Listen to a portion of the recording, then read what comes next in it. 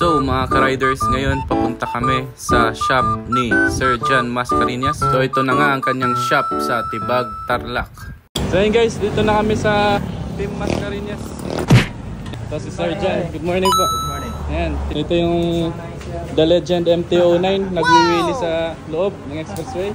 Kung ano lang, wheelie, takbong 50 plus 100. What? So yan sir, may concern yung tropa ko sa motor niya. Ano sir? O Veds, kwento mo na.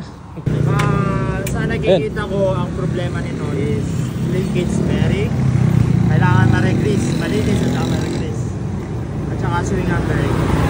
So pag ganyan, hindi na, sa tingin nyo sir, wala pang tama yung shock? Or titingnan din? Walang tama yung shock. Wala. Sige. Madalang magkatama itong ganito. Okay, sige sir. Oo. Lalo na ang rear shock nito is may cover. Okay. Kaya hindi siya basta-basta napapasukan ng tubig. Okay po. I-confine na natin. Yan, so sa part na yan, tinitingnan na nila ang motor. So tingnan nyo naman ng may-ari. Pasilip-silip, tinitingnan ng motor niya, na paano yung motor niya, bakit ayaw mag-play ng shock ng maayos. So ayan, ganyan talaga ang nangyayari kapag hindi daw nare-regrease o nare-repack ang mga bearing. Bali, swing arm daw. ito na yun, natumbok na natin yung problema niya, yung swing arm bearing. Yan. Kaya naglalak ko. Naglalak. Hindi ko na mapersa. Yan. Pero, hindi na ayaw na. Ito yung mga issue ng mga CRF partnership. Okay. Halos yung mga modelong motor niya. Ako. Ganun sila. Aba, palit motor na daw. Ay, mali. Ito naman. So ayan guys, ito yung pyesa. May mga cover na dito sa swing arm. Kasi pati sa swing arm i-check. Dun din mismo yung may lagitik. Diyan guys. Yan dyan. So ito yung part stick bearing. Mga stock up na. Pati yung ginagawa ni Kuya dun na linkage. Ayan. Sa linkage na yan, meron na rin tama. So nililinisan lang. Alright, geng. Geng. Yun o. Swing arm talaga. Yun o. Yun. Yun na guys, moment of truth. Kasi sir na yung bahala mag-explain. Ewan ko kung paano natin lalabas to kasi sobrang kalawang na oh. Ayaw nang umikot. Try natin siyang pukpukin ng konti tapos i-press natin dun sa press natin. So yan po yung dahilan, yan ba yung lumalagitik niya? Yes, talagang kaya lumalagitik siya. Napipilitan na siya. Yung mga bulitas niya na stick, babali yan na sila. Wala nang loop. Yeah. Ayan, geng. Nakita na yung maingay. Okay.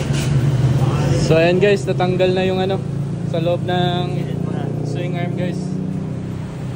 Basag na. Pwede pa naman, pero kung para sure ball tayo na magtatagal, palit bago na. Kasi laging ano to, drill. Yan. Kaya may kalawang na eh. So para sure ball lang. Ayan. Ayan guys, nililinis na. Kaya ang pangalan niya kuya? Adrian Minero po. Ayan, si Kuya Adrian. Nililiha na, insan. Mekos. Sobrang ang linis yan, insan.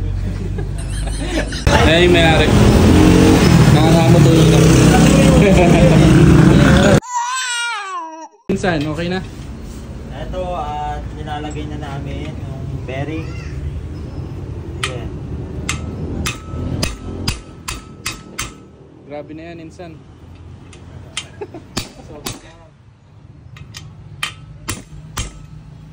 Guys, brand yung bearing. Yan yung may-ari. Salamat sir kasi pinabayaan mo yung motor ko. Nani? Yan na mga ka-riders, nakakabit na. Yung stick bearing. Ayan, lalagyan ng loop. Alright. Ayan guys, bagong cover din yan sa side. Kasama yan dun sa package. Kasama ng mga bagong stick bearing. May-ari oh, nalalaki na yung motor. So ayan mga riders, nakabit na yung gulong. So nakabit na yung bagong stick bearing dito sa swing arm. Bagong linis yung bearing ng mga linkage. Sa linkage guys. Ito, salpak na yung gulong. Bagong linis din yung rear brake caliper ni ano, CRF 150. So ayun na guys, binaba na yung ano, CRF. So ayun na guys, tapos na yung ano, CRF 150. So ito na si Sir John. Abot na. Okay na. Wala na yung lagutok niya, wala na yung lagutok. Mas lumambot siya ngayon. Kanina talagang pagkaginayin mo. Maingay.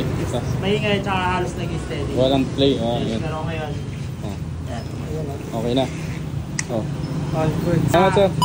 Salamat. Kaya susunod, alagaan natin yung mga bearing natin, lalo na special bearing mga yan. Oh. Saka mga ilang trail, lalo na kung puro ilog. 5 times, so sagad hanggang 10. Regress na. Alright. Yan. So ayan, salamat kay Sir John Mascareñas. Sir, thank you. Thank you, sir. Ano guys, susubukan na ni Sir Adrian.